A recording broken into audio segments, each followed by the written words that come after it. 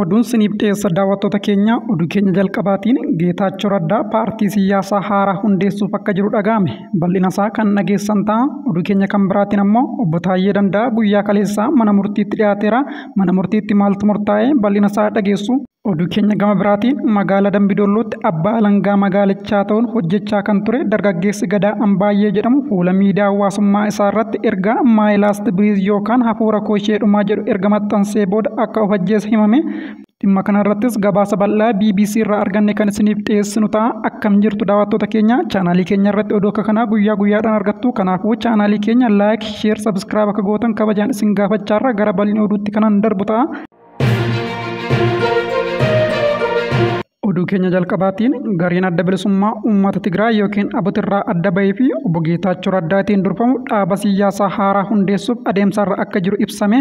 Hooggantoota isaa keessaa tokkorraa BBC'n mirkaneeffadheera akka jedhetti paartiin siyaasaa haaraan galmaa'uuf adeemsarra jiru kun yaadrimee dimokiraasii bilisaa hordofas jedhame paartii dimokiraatawaa liibiraal Tigraay jedhamee akka waamamus murteessuu isaanii dubbatanii hoogganaan adda bilisummaa uummata Tigraay duraanii maqaan isaanii akka hin dhaamne gaafatan kun maqaan kun kan filatame warra dhaaba siyaasaa kana hundeessuuf dammaqinaan hojjechaa jiraniini garuu boordii filannoon hin mirkanoofne kanaafuu walgahii irratti jijjiiramuu yookiin fooyya'uu ni danda'a jedhanii TPLF murna lamatti qoodame wal komachaatii ture yeroo boordiin filannoo Itoophiyaa kaa'etti yaa'ii waliigala gaggeessuu baannaan tarree paartii beekamtii qaban keessaa akka ba'uu malus boordichi hubachiiseera.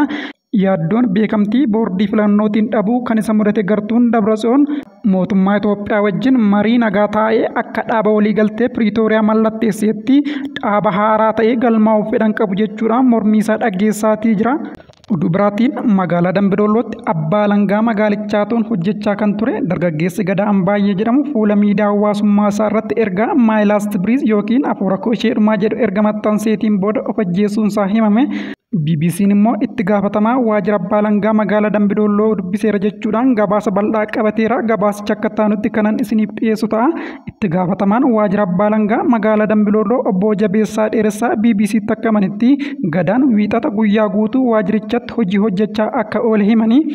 Wiixata waajjira hojiirra oolee guyyaa laaqana waliin nyaanne xiqqoo garaachana dhukkubanaan jedhetu ture. Boodarra hiriyaansaa Heenook jedhamu immoo Gadaan si dhokseeti malee barni dhukkubanaan jedhee kaleessaa akka dhukkubus natti hime jechuudhaan obbo Jabeessaa BBC'tti dubbate. Erga hiriyaansaa kun waa'ee dhukkubasaa kana itti meetiin booda Gadaa waajjira isaatti waamuudhaan waa'ee dhukkubasaa fi akkaataa itti yaalamuu danda'u waliin dubbachuus himuudhaan waajjira kootti waameen maaliif dhukkuba keenya dhoksite jedheen isa gaafadhe. Innis dura kaleessaa baay'ee akka isa dhukkubaa turee fi amma garuu fooyyee akka qabu natti hime. Anis boqonnaa akka fudhatuu fi mana yaalaa deemee akka ilaalamuun isa gorse jechuudhaan namni kun BBC'tti hime. Itti dabaluudhaanis maallaqa yaalaaf ta'u yoo dhabde ani akkan qindeessu naaf heeyyami. Waajjirris deeggaraa karaa abbootii alangaas deeggarsa akka walitti qabamee yaalamtu haala nan mijeessan isaan jedhe. Innis akka naaf heeyyame natti hime wiixata gargar baanee gallee jedhe. Wiixata hiriyyaan isaa isa gaafachuu dhufe kun isa bira akka bulee fi ganama ciree nyaachuuf akka ba'an yoo gaafatu akka isa dhukkubee fi ba'uu akka hin barbaanne isatti himuu dubbate. Inni hin bahu na dhukkuba jennaan hiriyaansaa isa bira bule kun ciree manatti bitee fiitu deeme. Anis wiixata na dhukkuba waan naan jedhe tarii boqochuuf hojii irraa hafe jedhan hin bilbiliiniif hin dhiise sa'aatii laaqanaatti bilbiluuf hin yaadan ture jedhu obbo Jabeessaan. Fuula miidiyaa hawaasummaa isaa irratti ergaa sana maxxansee yeroo gabaabaadhaan booda Gadaan of miidheeraa poolisii qabii koottuu ergaan jedhu akka isaan qaqqabes himanii qorattoota poolisii waliin yeroo mana jireenyaa dargaggeessa kanaa gaanettis mooraa keessatti funyoodhaan of fannisee arginee jedhan. Reeffi dargaggoo abbaa alangaa kanaas hospitaala Dambidollootti erga qoratameetiin booda bakka dhaloota isaa godina Wallagga Lixaa aanaa Aayiraatti geggeeffamus himanii. Abbaa alangaa Gadaa Ambaayee ogeessa seeraa dargaggeessa quuqama uummataa qabuu fi hojii isaa amanamummaan raawwatu akka turee fi erga gara abbaa alangaa magaalaa Dambidolloo dhufee reefu ji'a 3 akka ta'e himan hoogganaan mana hojichaa. Sana dura garuu ogummaa seeraa barateen aanaalee akka Anfilloo fi Sayyootti abbaa seerummaatiin tajaajilaa akka turee fi sababuma rakkoo fayyaa isa mudateen jijjiirraan gara Dambidollootti dhufuus himanii. Manni hojii abbaa alangaa waliigalaa Oromiyaas du'aan boqochuu abbaa alangaa kanaatiin gaddatti dhagahame ibseetu jira. Oduu biraatiin obbo Taayyee Danda'a guyyaa kaleessaa mana murtiitti dhiyaate. Abbaan alangaa waliigalaa federaalaa himatawwan lama obbo Taayyee Danda'a kanaan dura bilisattiin jedhaman irratti oliyyannoo dhiyeeffate. Deetaa ministeera nagaa kan turanii fi miseensa caffee Oromiyaa kan ta'an obbo Taayyee Danda'a abbaa alangaa federaalaatiin himatawwan 3 irratti banamanii dhimmi isaanii mana murtii olaanaa federaalaa ramaddii lidataatti ilaalamaa erga tureetiin booda akka lakkoofsa Itoophiyaatti adoolessa 30 bara 2016 himatawwan lamaan bilisa jedhamaniitu ture. Himatawwan lamaan kunis seera yakka Itoophiyaa akka lakkoofsa Itoophiyaatti bara 1996 bahe keewwata 251 caa diina waliin waloomuu kan jedhuu fi keewwata 257 darbaniiru kan jedhanidha. Abbaan alangaa waliigalaa federaalaas keewwatawwan lamaan kana jalatti obbo Taayyeen yaadni piroopagaandaa yookiin ololumnooti farreen nageenyaa ABO shanee fi faannoo fudhatama akka argatu yaaduun ergaawwan sochii qaamolee kunneen deeggaru gama fuula feesbuukii isaaniitiin qoodaniiru. Akkasumas bifa qindaa'een ergaawwan haamilee uummataa gadi buusan yookiin dandeettii dandamachuusaa diigan qoodaniiru jechuudhaan isaan himate.